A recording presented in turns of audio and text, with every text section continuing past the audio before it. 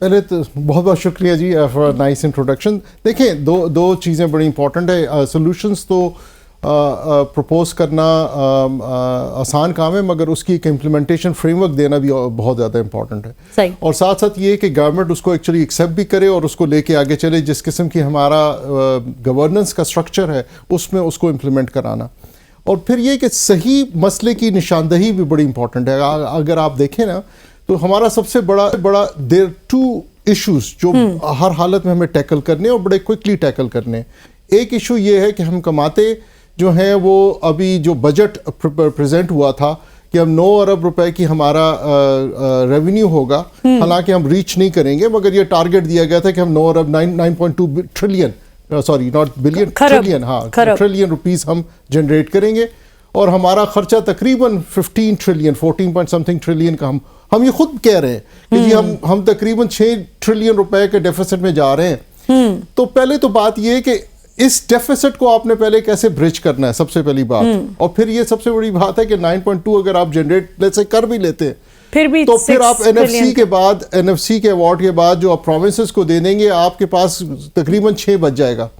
تو 6 بچے گا، 14 ساڑھے 14 15 کا آپ کا خرچہ ہے. آپ کہاں سے لے کر آئیں گے؟ تو کیا کریں گے؟ آپ اور پیسہ بورو کریں گے just to cover that gap. تو ایک تو یہ 5 روپی ڈیفیسٹ کو آپ کو ہینڈل کرنا ہے. دوسرا ڈالر، ہم ڈالر جو کماتے ہیں تقریباً 60 ارب ڈالر ملک میں آتا ہے ریمیٹنسز اور آپ کی ایکسپورٹ سے، اور تقریباً 90 ارب کا آپ کی ضرورت ہوتی ہے. تو آپ کو یہ 30 ارب ڈالر بھی کسی طرح برج کرنا ہے. اب اس کے سولوشنز کیا ہیں؟ پہلی بات یہ ہے کہ دیکھیں آپ اس ٹائم پہ وہ ایریاز آپ کو ٹارگٹ کرنے پڑیں گے کہ جہاں سے آپ یہ ڈالرز کا ڈیفیسٹ برج کر سکتے ہیں. ہم نارملی کرتے ہی ہیں کہ 8-10 ارب ہمیں انٹرنیشنل انسٹیٹیوشنز دے دیتے ہیں، باقی 20-22 ارب ہم بورو کرتے ہیں. اور چونکہ ہماری کریڈیبلٹی ماشاءاللہ اس وقت بہت ہائی ہے، ہمیں کوئی پیسے دینے کو تیار ہی نہیں ہے کمرشل سیکٹر سے. تو جب میں نے اس پہ کام کرنا شروع کیا تو میں نے دیکھا کہ ہمارا سب سے بڑا آؤٹ لے آئل اینڈ گیس ہے. آئل اینڈ گیس جو ہے آپ تقریباً 27-28 ارب ڈالر اس میں دیتے ہیں. تو اس میں کیا کوئی سولوشن ہے؟ جب اس میں مجھے تقریباً 13 مہینے لگے to collect all the data. Would you be surprised to know کہ Pakistan can become self-sufficient in oil and gas within 5 years? Really? جی، پاکستان کا 75% ایریا سیڈیمنٹری راک ہے. اچھا. جس میں انڈین ٹائٹانک پلیٹ ایکٹیو ہے. اور جس کا مطلب ہے کہ آئل اینڈ گیس نیچرل ہے پاکستان کے لیے. آپ کے پاکستان کے کسی صوبے میں چلے جائیں آئل اینڈ گیس آپ کو ملے گا. بالکل صحیح. ٹھیک ہے، یہ آل دا وے ایون پنجاب کے قصور تک آپ کے آئل اینڈ گیس ہے. لیکن چیلنج کیا ہے پھر؟ Challenge exactly. اب دیکھیں چیلنج یہی ہے کہ وہی لوگ جو آئل اینڈ گیس کو ایکسپلور کرنے کے لیے لگائے گئے ہیں، یا وہ کمپنیاں جو تھیں انٹرنیشنل کمپنیوں کو تو ہم نے بھگا دیا. جو لوکل ہیں، جو لوگ انوالو ہیں، اس میں سے بڑا پورشن وہی ہے جو امپورٹ میں بھی انوالو ہے.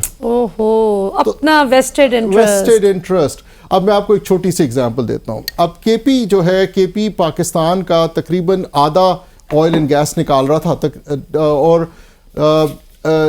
ٹارگٹ یہ تھا ہم تقریباً 55,000 نکال رہے تھے. اس ٹائم پہ 1,10,000 1,20,000 کی ہماری ٹوٹل پروڈکشن تھی. صحیح. اب وہ ریڈیوس ہو گئی ہے. ہم کے پی جو ہے وہ 25 سے 30,000 بیرل نکال رہا ہے اور ٹوٹل پروڈکشن 55,000 بیرل ہو گئی ہے، یعنی آدھی ہو گئی ہے تقریباً. سوری 70,000 بیرل، لیکن وہ آدھی رہ گئی. جی آدھی رہ گئی تقریباً.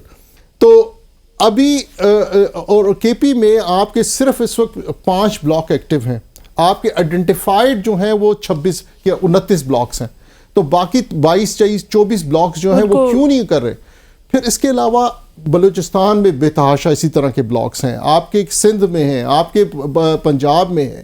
اگر آپ باقی چھوڑ دیں، صرف کے پی کے بلاکس جو آلریڈی آئیڈینٹیفائڈ ہیں اور آپ کے جو بلوچستان کے آلریڈی آئیڈینٹیفائڈ ہیں، باقی چھوڑ دیں. کوئی صرف ایکٹیویٹ کر دیں. نارتھ بلوچستان کی بات کر رہا ہوں، ابھی ساؤتھ میں نہ جائیں آپ، صرف نارتھ. ان کو ہی اگر آپ ایکٹیویٹ کر لیں اور یہاں ویلز ڈگ کریں، 200 ویل آپ ڈگ کریں، you are self sufficient in oil and gas. لیکن یہ جو ویسٹڈ انٹرسٹ والے کارٹلز ہیں، یہ پورا مافیا ہے، جس کو مافیا کہو تو بڑا مائنڈ کر جاتے ہیں، ناراض ہو جاتے ہیں کہ جی ہمیں مافیا کہہ دیا. لیکن یہ مافیا ہی تو ہے جو ملک کو ترقی نہیں کرنے دیتا.